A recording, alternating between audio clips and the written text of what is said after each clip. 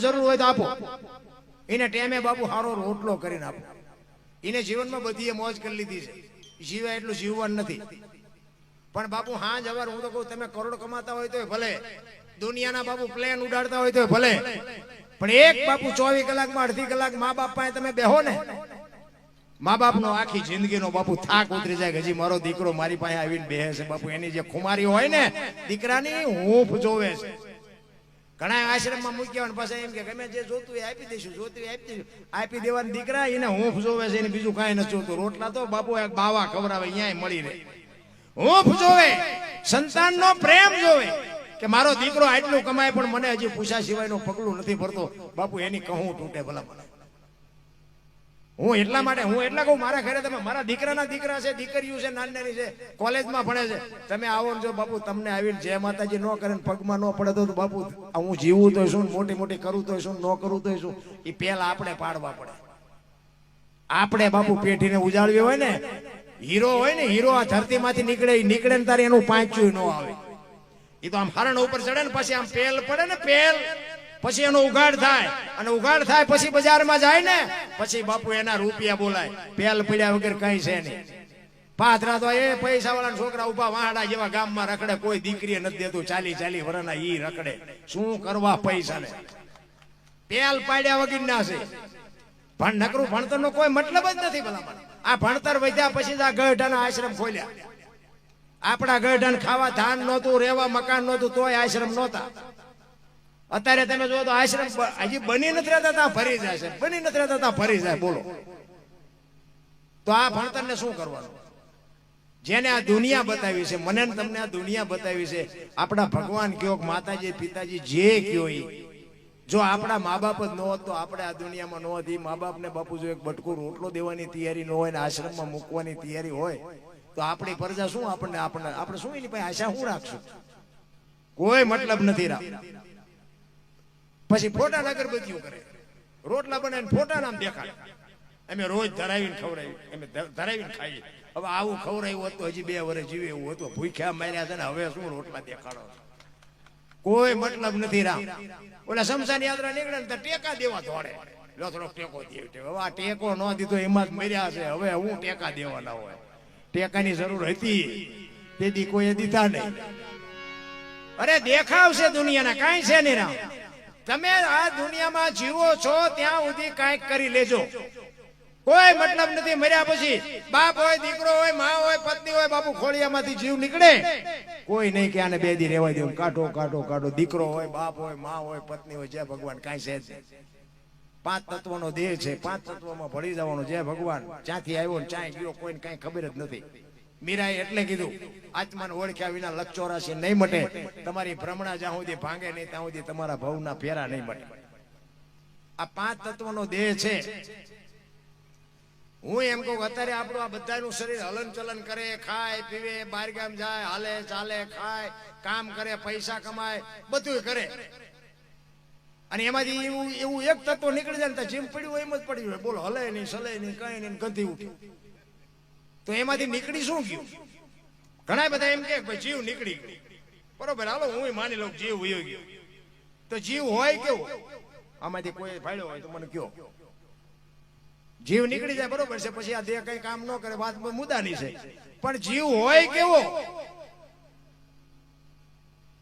અત્યારે કોઈનો દેહ દુર્ગંધ નથી મારતો, અને એમાંથી એવું એક તત્વ નીકળી જાય 2 દીમાં જો દેહ દુર્ગંધ મારી જતો હોય તો આપણે જોવું ન જોઈએ કે આ ઉટકીને સાફ સુફ કોણ રાખે છે? જોવું ન જોઈએ આપણે? અત્યારે કોણ ચોખ્ખો રાખે છે? ન જોવું જોઈએ? પણ આપણે હરિદ્વાર વાળા કે દ્વારકા જવું, સોમનાથ વાળા કે પાવાગઢ જવું, તો સાચું ચા છે? હળીએ સીધા ચારે બોલે બીજો નહીં, પરમેશ્વર છે પોતે, અકલ મઠા અવળા મતે, બહાર જઈને ગોતે. એટલે કીધું ભાણ કે તું ભટકીશ નહીં, મથી લે તારા અંતરમાં, ઠીક કરીને બેહી જા, પછી કરવું પડે નહીં કાંઈ. તું પોતે જ ભગવાન છો. આ મારો અવાજ છે ને એ તમારા કાન સુધી આવે છે, સંભળાય છે, દેખાય છે? એ દેખાતો નથી. ઈવડો ઈ જ પોતે છે બાપુ. વિશ્વ વ્યાપક નિરંજન નિરાકાર છે. ક્યાંય તલ મૂકે એટલી જગ્યા નથી. પણ આપણે શું છે કે આપણા જેવો ગોતવી છે તેમાં મેળ નથી પડતો. હું તો એમ કહું, રોડ ઉપર એક જુવાન દીકરી હાલી જતી હોય અને કોઈક લુખો લફંગો માણા એનું બાવડું પકડે અને દીકરી રાડું પાડે અને ખેતરમાં એક ખેડૂત નાકા વાળતો હોય એ સાંભળી જાય અને પાવડો લઈને દોડે ને ઓલા બે પાવડા નાખીને છોડાવે તો નથી લાગતું કે રામાપીર પોતે આવ્યો એવું નથી લાગતું? પણ આપણે તો કે ઘોડો હોય, હાથમાં ભાલું હોય, માથે મુગટ હોય તો માની, એવું આવવાનું નથી ને આપણને મળવાનું નથી. આમ દોઢાણું છે. હું તો એમ કહું છું કે એ દીકરીને મુકાયો એ પોતે રામાપીર કહો તો ભલે, ભોળો નાચ કયો તો ભલે, કૃષ્ણ કયો તો ભલે. એક તમે આખી દુનિયામાં આટા મારો જો તમારું કામ ન થાય અને તમે ઘરે હોતા હોય ને સવારે ખબર પડે કે તમારું કામ થઈ ગયું, નથી લાગતું ભોળિયો નાથ આવીને કરી ગયો એવું નથી લાગતું? પણ વિશ્વાસ એવું, મને એક ભાઈ કે મને કે ભગવાન ભગવાન જેવું કાંઈ છે જ નહીં, તમે સ્વાટ્યા જાઓ. એટલે મેં કીધું એવું ન હોય તો મને કે ભગવાન છે એવો પુરાવો છે તમારી પાસે? મેં કહું પુરાવો તો નથી, પણ મેં કીધું કાન છે તારે કાન? તો કે હા. મેં ક્યાં છે? એ કે આ છે. દેખાય? કે દેખાતો ને. હવે તને તારો કાન નો દેખાય, ભગવાન થોડો દેખાય? નકર આ કાન ને આંખ ને જે 4 આંગળનું છેટું છે ને બેટા, એટલું છેટું તું હું કાળા ધોળા કરીશ ને બધી એને ખબર છે. પણ આ કાન છે એનો તને વિશ્વાસ છે ને ઓલો છે ને એનો તને વિશ્વાસ નથી. ફરક એટલો છે, બીજું કાંઈ છે નહીં. મરી જાયશ મરી, તું હોઈ જાશ ને તારા શ્વાસા કોણ હાકે છે? તું ખાસ ગમે કલર નું અંદર લોહી લાલ કોણ બનાવે છે? તું હાજે હોઈ જા સવારે તને જગાડે છે કોણ? હજી આટા મારવામાંથી જ ઊંચા નથી આવ્યા. અને વાત એ સાચી નથી. તમે ખાવ ગમે એ કલર નું બાબુ મારી પાસે લોહી લાલ જ નથી બનતું. પછી દરબાર નું લાલ બને, પટલ નું લાલ બને, કોળી નું લાલ બને. નકર એ બધું અલગ અલગ ન બનવું જોઈએ. શરીરની રચના એવી ઈશ્વરે કરી છે ને, આપણે બાપુ બહાર જ આટા માર્યા. આ તમે જો 2 આંખું છે ને, ચાર્જિંગ નહીં કરવાનું, બેટરી નહીં, કઈ શેડા નહીં, કોઈ પાવર નહીં પૂરવાનું, કઈ નહીં બાબુ. આખી દુનિયા જોવાય ને. પછી એક આંખ થી જોવો તો એક દેખાય, 2 આંખ થી જોવો તો એક જ દેખાય. હાઈવે માં આમ 2 આંખું છે, 2 ખટારા નો દેખાવા જોઈએ? ખટારો એક હલ્યો તો 2 નો દેખાવા જોઈએ? ભડી લઈને ભટકાય તો ખબર પડે કે એક જ હતો. ઈશ્વરે કેવી રચના કેવી કરી છે. પાછા તમે જો આંગળા વળે, કોણીએથી વળે, ખંભે કેવા મિજાગરા ગોઠવા છે તો જુઓ. 2 વ્હીલનું મોટરસાયકલ હોય, સાયકલ હોય, ચકુ પૂરાકું હોય, ઘોડી ચડાવવી પડે ને. આપણું 2 જ વ્હીલનું છે, ઘોડી ચડાવવી પડે. ગમે એવું ઉભું રહે ને તોય આપણે હજી કઈ ભગવાને કઈ આપ્યું નહીં, કઈ આપ્યું નહીં. એટલે પણ તને ભગવાને કેવો કરોડો રૂપિયાનો બાપુ અમૂલ્ય દેહ આપ્યો, તોય હજી તને સંતોષ જેવી ચીજ નથી. ભલામણ શું ઈશ્વરે તમને દેવામાં બાકી રાખી છે? પ્રજાપતિ બાપુ, સવારામ બાપા પ્રજાપતિ અને જબુમાં બજાણાના એક વાણંદની દીકરી. સવારામ બાપા બજાણામાં ભજન કરે. સુરતા કોઈ સુકડ સમેટે, સાહેબ ઘટમાં ભેટે, તીર્થ વ્રત બહુ કરે, જાય બદરીને બેટે, પડ્યું અહીંયા ગોતે નહીં, ગોતે શેટે શેટે, આદલ તો અંતરમાં રહેશે, મારા બાપ ભજન કરો તો ભેટે. આ જયારે ભજન સવારામ બાપા બજાણાની બજારમાં કરે અને જબુમાં એના ઘરે હુતા ને બાપુ ભજન વાગી ગયું. આ વાગવું જોઈએ. અને જેને જેને વાગ્યું ને બાપુ એનો મેળ પડી ગયો. બાકી તો આપણું પરબ છે ને, પરબ સેવાદાસ બાપુ હતા ને, અષાઢી બીજ હોય, ગુરુ પૂનમ હોય, ત્યારે બધા સારા સારા કલાકારો લાવીને બાપુ અસંખ્ય કીડીઓ ઘોડે પબ્લિક ભેગી થાય અને એવા સરસ મજાના સંતવાણીના પ્રોગ્રામ રાખે. પછી બાપુની નજીક બેવા વાળા જે શિષ્યો હોય ને એ બાપુને શું કે, બાપુ ભારે મજા આવી, બાપુ જામો પડ્યો, બાપુ જામો પડ્યો. પછી બાપુ શું કે ખબર? એ કે જામો પડ્યો પણ ફેર કાંઈ પડ્યો? ફેર નો પડે તો જામા જ પાડવા નકરા. ફેર પડવો જોવે, ફેર. કચ્છનો બારવટીયો આ કાંઠે બારવટીયો હતો ને, આમાં કાંઠે બાપુ સંત બનાવી દીધો, ફેર પડી જવો જોઈએ. બોલો ધરતીકપ આવ્યો. હું તમને એક ધરતીકપની વાત કરું. અમારે મૂડી તાલુકાનું ટીકર ગામ, યાનો એક અમારો રબારી આજ આ દુનિયામાં છે નહીં, પણ બાપુ એને ધરતીકપની વાત લખેલી. ભીખાભાઈ નામ હતું. ભીષ્મ કહેવાય બાપુ, ભજનની દુનિયાનો બાદશાહ કહેવાય. એ બોલે એટલે બાપુ તમારે જોવું પડે. ને કે હાવ દેશી માણા, કેડિયું પહેરે, માથે મોટો ફેટો બાંધે, અહીંયા એક ધાબળો પીડ્યો હોય, લાકડી લઈને આવે, સ્ટેજ ઉપર ચડે ને તમને કીડિયું ચડે, ઓલાને ક્યાં ચડાવ્યો? પણ બાપુ પેટી ઉપર બેહે ને પછી તમારે કેવું પડે કે હવે બીજા કોઈને સાંભળવા નથી, ભીખાને એકને જ સાંભળવો છે. એવું બાપુ બાદશાહ જેવું. આજે તમે મોબાઈલમાં સર્ચ મારજો, ભીખાભાઈ રબારી ટીકર એમ લખીને સર્ચ મારજો ને તમે સાંભળજો કોક દી કેવું બોલતો હતો એ આ ધરતી કપની વાત બાપુ એને લખી છે એ હું તમને યાદી કરાવું કે ક્યારે આવ્યો હતો, કઈ તારીખ હતી, કયો વાર હતો, કેટલી તીવ્રતાનો આંચકો હતો અને એનો લાવારસ ક્યાં નીકળ્યો અને ગુજરાત રાજ્યના ગામડા કેટલા આવરી લીધા એ અમારા ભીખાભાઈ લખેલું. 26મી જાન્યુઆરી 2001ની સાલ તેથી હતો શુક્રવાર. સવારના 8:46 ધરતીને આંચકો લાગ્યો. 6.9 પ્રિન્ટા ધરાવતો આંચકો હતો અને એનો લાવારસ નીકળ્યો કચ્છમાં ભુજ શહેરથી ઈશાનની દિશા ઉપર 20 કિલોમીટર છેટે ધરતી તોડીને લાવારસ નીકળ્યો અને ત્યાંથી બાપુ આંચકો હાલ્યો. ગુજરાત રાજ્યના કેટલા ગામડા આવરી લીધા એની તમને યાદી કરાવું. પ્રથમ ભાગે જ્યાં પ્રગટ થયો કચ્છમાં ધ્રાંગ લોડાઈને ધ્રુજાવતો ભુજને લીધો ભરડો અંજારને આંટો ફરી ખીડોઈ નાખ્યું ખકડાવી બચાવને કર્યું ભાંગીને ભૂકો રાપણને રમ ઢોળતો સામખિયાળીને નોરવાદી દિશાન કે ભાન કેર કર્યો કારો ચૂથી નાખ્યો ચકલાનો માળો બચાવો બચાવોની થાય કિકિયારી નથી બચવાની ક્યાંય બારી ત્યાંથી ઉભા રણમાં આવ્યો માળિયા માથે થઈ મોરબીના ઉડાડ્યા મોર જામનગર માથે ઝડી બોલાવતો હલારનો પકડ્યો હાથ બહુ ધુણાવી બારાડી જૂના ગઢિયા લીધા ઝપટમાં ડોલાયો દક્ષિણનો દરિયો ત્યાંથી પાછો ફર્યો ભાવનગરને ભડકાવતો વલભીપુર નાખ્યો ઓલોવી નોરવાદી દિશાન કે ભાન કેર કર્યો કારો ચૂથી નાખ્યો ચકલાનો માળો બચાવો બચાવોની થાય કિકિયારી નથી બચવાની ક્યાંય બારી ગોહિલવાડમાંથી ગુંજાણો પોણા ભાગનું લીધું પાલીતાણા બજરંગ બાપાની મેરથી બગદાણાથી બારો હાલ્યો કાઠિયાવાડ કમકમાવતો રાજકોટમાં રેલાણો 8 નંબર રોડે અથડાનો ચોટીલા હોડો થઈ સાયલાને કરી સાન લીમડીને મારતો ગયો લપાટ ધોળકા ધતુકા ધ્રુજાવતો ભરૂચના ઉડાડ્યા ભમરા સુરતને કરી સાન વાપી નાખ્યો ઓલોવી નોરવાદી સાન કે ભાન કેર કર્યો કારો ચૂથી નાખ્યો ચકલાનો માળો બચાવો બચાવોની થાય કિકિયારી નથી બચવાની ક્યાંય બારી વાપીમાંથી વસૂટો અમેરિકા જતા હળાથી પાછો પરવડ્યો પાકિસ્તાનમાં કરાચીના ઉડાડ્યા કાગડા દીવાડાની લોળાવતો વળતો વળ્યો અડધું લીધું અમદાવાદ 6.5 થઈ લગતરને લગ ભગાવતો વઢવાણના પાડ્યા વાટ જોર કરી જોરાનગર માથે મનાડો રતન પણ રમઢોળતો સુરેન્દ્રનગર સોસરો થઈ દુધરેજના દેવળે દેખાણો ઝાલાવાડ માથે ઝકડ બોલાવતો ધાંગધ્રાને ધ્રુજાવતો હળવદ નાખ્યું હલબલાવી રણની ટિકિટને ટાળતો સરા સોસરો થઈ દુધરેજના દેવળે દેખાણો ઝાલાવાડ માથે ઝકડ બોલાવી દુધેના દેવળે દર્શન કરતો ખાટલીને ખકડાવતો મૂડીમાં જઈ મલકાણો ત્યાંથી વળતો વળ્યો આવ્યો મારા ટીકર ગામમાં આવીને કર્યું ટીકળ ગામડે ગામડે ભૂકંપ તારા ભણકારા ભણે ભીખો રબારી આવું કેમ કર્યું કીર્તન એવો બાપુ ધરતી કપ આવ્યો ને તેથી હા નહોતો હમાતો મારા રામ. 15 વરાના સંબંધ બગડી ગયેલા પણ ધરતી આમ કે આમ આંસકો માર્યો તો એક તે પેલા રાયતીર ખાવા માંડ્યા આપણને જગા સમાધાન કોને કર્યું અને આટલી જ વાર છે રામ. ધરતી આમ હિલોળો માર્યો તો કદાચ આમ કે આમ ગલોટિયું ખાઈ જાય તો શું કરત. અમે સુરેન્દ્રનગર હતા બધા દોડા દોડી કરતા ક્યાં જાઉં મુંબઈ સુધી ડકબકે મળી દોડવા આ ભેગું થાય.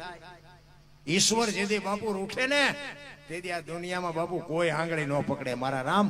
એની જ્યાં સુધી કૃપા છે ત્યાં સુધી આનંદ છે ત્યાં સુધી મોજ છે ત્યાં સુધી મજા છે. બાકી એનો ઈ જેથી બાપુ રૂઠ્યો તેથી સમજી લેજો કે દુનિયામાં કોઈ આપણું નથી. ઈશ્વરની કૃપા છે ત્યાં જ આપણે આ બધો આનંદ કરીશ. પછી ઓલો ધરતીકંપ થયો ને પછી ઓલું બધું સર્વે કરવા નીકળ્યા નુકસાન થયું એને કંઈક દેવું એમ સરકારથી તે અમુક ને ખબર પડી ને એ કે સર્વે કરે છે તો રાતે ઉભા થઈ જઈને વંડીઓ મીડિયા પાડવા. બોલો આ ધરતી કપ થયેલો બીજે દી વંડીઓ મીડિયા ઉઠલા અને એ બાબુ તમારે એ તમને કહું એ વંડીઓ હજી પડી અને તમને વિશ્વાસ ન આવતો મારી ગાડી ખાલી છે બે જાવ હું તમને દેખાડું હવારે ગાવડી આ વંડીઓ અને એને ઘર તણીને જ પૂછવાનું કે આ ચેતી પડી હતી. આ 2025 છે ને 2001 માં આવ્યો હતો 25 વર્ષ થયા એ પડી. ખોટું નો હાલે મારા રામ. ખોટું જો હાલતું તો આખી દુનિયાને ક્યાંય તાળું નથી માર્યું. એમ જો હાલતું હોય સત્ય નો જ રાહ પકડાય. સત્ય હોય ને તો જ અરે અને એમાં હું તો આપણો સમાજ છે ને ક્ષત્રિય સમાજ નો તો બાપુ હું ટકોર કરીને કહું આપણે કોણ છે એની બાપુ આપણને ખુમારી હોવી જોઈએ. જોકે અત્યારે તો બધાને આમદામ ને ઠામ છે પણ કદાચ કોક આવીને એમ કે મારા ઘરમાં દાણા નથી તેથી આપણા છોકરાનો વિચાર ન કરાય બાપુ. ક્ષત્રિય એને કહેવાય અહીંથી લઈ જતું એ આપણા ધર્મમાં આવે. બાકી ગરાસિયાનો દીકરો બાપુ માઈક આંગળી વાત કરતો હોય તો આપણને એમ થાય કે ત્યાં દી ઉઠાડ્યો બાપુ જવા દો. ક્ષત્રિય ને બાપુ હું તો એમ કહું અમારા બાપાને અમે બેઠા હતા વાત કરતા બાપુ કુળ આ ક્ષત્રિય કુળમાં અવતાર આપ્યો છે બાપુ આપણી કરોડો જન્મની કમાણી છે કે ઊંચા કુળનો આદમી જો નીચા કરે કામ તો લાજે ભારતનું નામ બાપુ. શું આપણે વાત કરીએ રામ. તમારું અને મારું કુળ કયું છે મારી ખાનદાની એક આપણું આવડું છોકરું હોય અને 18 વણમાંથી બાપુ 60 વર્ષનો ડો હોય ને તોય બાપુ એને તુકારો ન દે. ફલાણા બાપુનો દીકરો છે, ફલાણા બાપુના ભાણુભા છે. શું આપણે કોથળા નાખી આવી છે? એ ખુમારી હોવી જો બાપુ આપણને રહેતા આવડે તો દુનિયા હજી બાપુ કહેવા તૈયાર છે. પણ બાપુ બાયું ચડાવવાનું ઓછું રાખજો, એ સમય વિયો ગયો છે. કહેવાનો મારો મિનિંગ હજી બાપુ એક મારે બનેલો દાખલો, મારો પોતાનો દાખલો કહું. સુરેન્દ્રનગરમાં મારા ઘરે મકાનનું કામ હાલતું હતું અને હું લાઇટ ફિટિંગનો સામાન લેવા માટે ગયો. વાયર ને સ્વિચ બોર્ડ ને એવું બધું મને ઓલા કીધું, મને કે બાપુ આટલો વસ્તુ લઈ આવી દો. હું બાઇક લઈ સુરનગર આવ્યો અને સુરેન્દ્રનગરમાં તમને કોઈ હેન્ડલૂમ હાઉસ પાસે બોમ્બે ઇલેક્ટ્રિક સ્ટોર ની દુકાન છે, તમારે પૂછવું હોય તો પૂછવાની શું. ત્યાં મેં સામાન લીધો. હવે સામાન એને મને ભરી દીધો અને હું લઈ અને મોટરસાયકલ અરે બાંધતો હતો. ઈનું મારું બેનું ઓહાણ વીયું ગયું. ઈ લેવાના ભૂલી ગયો, હું દેવાના ભૂલી ગયો પૈસા. અને ઈ બાંધીને હું હાલતો થઈ ગયો. ગામ બહાર નીકળ્યો ને તો મને યાદ આવ્યું, કીધું હારું પૈસા એને દેવાના રહી ગયા. પણ કીધું કાંઈ વાંધો નહીં, આવતા જતા આપણે આપી દઈશું. પછી મારે કઈ જવાનું અહીંયા થયું નહીં અને 2-3 મહિના વ્યાઈ ગયા. મારા મગજમાંથી જતું, એને તો ખબર જ નહોતી. પછી એમાં થોડોક સામાન કઈ ઘટ્યો એટલે ઓલે પાછું મને કીધું, મને કે બાપુ 2-3 સ્વિચો આટલું થોડું ઘટે છે, થોડુંક લઈ આવી દો ને. અને પાછું હું અહીંયા ગયો ને ત્યાં મને લાઈટ થઈ. મેં કહ્યું ઓલી વખતે આને મેં પૈસા ચૂકી ગયો છું, આપ્યા નથી. મેં એને કીધું, મેં શેઠ હું તેથી તમારે 2-3 મહિના પહેલા વસ્તુ લઈ ગયો હતો, તેથી મેં તમને પૈસા નથી આપ્યા. કે મને કઈ યાદ નથી, મને કઈ મગજમાં નથી. એટલે મેં કીધું હું લઈ ગયો તો પૈસા મેં તમને નથી આપ્યા. એટલે મેં એને 500 રૂપિયા આપ્યા. એટલે મેં કેટલા હતા મેં મને ખબર નથી, પણ આલ્યો 500 રૂપિયા, 300-400 રૂપિયાની આસપાસની વસ્તુ હતી. એ કે તમને ઈચ્છા હોય તો, બાકી હું માગતો નથી, મને યાદ જ નથી, મારે કેમ માગો? મેં ના, મને યાદ છે. ઈ એને લઈ લીધા. અને બીજો મને જે સામાન આપ્યો એ મોટરસાયકલ હું બાંધતો હતો ને, અહીંયા એક બીજો ભાઈ બેઠો હતો ને, ઈ ભાઈને ઈ શેઠ કે છે કે લગભગ દરબાર હોવા જોઈએ. એટલે એને ઓલા ભાઈએ કીધું, ઈ કે દરબાર કેમ દરબાર? ઈ કે આવી વાત તો દરબાર જ કરે, બીજા હોય કોઈ ખાનદાન ન હોય એવું નહીં, પણ 99% હું એમ કહું છું કે આ લગભગ દરબાર હશે. ઈ અહીંયા મારી પાસે આવ્યો. મને કે ઓલો કે હું પૂછી આવું, ઓરે પૂછવું આમ ચાહી કે મારી નાખવાનું. તો હું મોટરસાયકલ પાસે ઓલું બાંધતો હતો દોરીને બોલીને, ત્યાં આવ્યો. મને કે ભાઈ તમે ક્યાં ગામ? મેં કીધું આ બાજુમાં ખમિયાણા. મને કે કેવા? મેં કીધું દરબાર. તો મને કે સાચું? મેં શું હતું? મને કે અમારા શેઠ એમ કહેતા હતા કે લગભગ દરબાર હોવા જોઈએ. બાપુ હજી આપણા સમાજ ઉપર હજી દુનિયાને ભરોસો છે કે ક્ષત્રિય બાપુ કોઈ ખોટું ન કરે, એવો હજી ભરોસો દુનિયાને છે. તમને ક્યાંક મોકો મળે ને તો બાપુ ચૂકી ન જતા, એનો જે હોય એ પહોંચાડી દેજો. દુનિયા હજી આપણા નામ ઉપર જીવે છે. હું એવો પાવરની વાત નથી, બીજા સમાજમાં નથી કોઈ ખાનદાની, એવી મારી વાત નથી. પણ આપણી વાત આખી જુદી છે, આપણા માટે કઈક જુદું છે. બીજા કદાચ ગમે કરી નાખે ને એની માટે વાંધો નથી. આપણે બાપુ જગતના પાલનહાર છીએ. ભલે સમયની થપાટ મારી દીધી, સમયનું કામ કરે છે, એમાં મારી ના નથી. અને આ ભોળિયો નાચ છે ને, અમારા ગુરુ મહારાજ, અમારા સાણંદ શેઠ જસવંતસિંહજી, એના ભેગા અમારા ગુરુ મહારાજ બે હતા. અને સાણંદમાં વાણંદની એક મેળી હતી. અમારા ગુરુ મહારાજ આ બધું કહેતા. આપણા વાઘેલા સમાજની વાત કરું તમને. સાણંદ શેઠમાં ઠાકોર સાહેબ જસવંતસિંહજી વાણંદની મેળી હતી. મેળીમાં દર પૂનમે સંતવાણીનો પ્રોગ્રામ રાખે. બધા ગાયકો આવે, સાજીદાઓ આવે, વગાડવા વાળા આવે, અને જે કઈ ખર્ચો થાય ને એ બધું આપે બાપુ. અને એ વાણંદ ને કે ભાઈ તારે ચા પાણી બાપાણી બધાને બનાવી દેવા. બાપુ આમ ખુરશી નાખીને બે અને બધા ગાતા. પણ બાપુ એમાં જેવું તેવું ગવાય નહીં હો.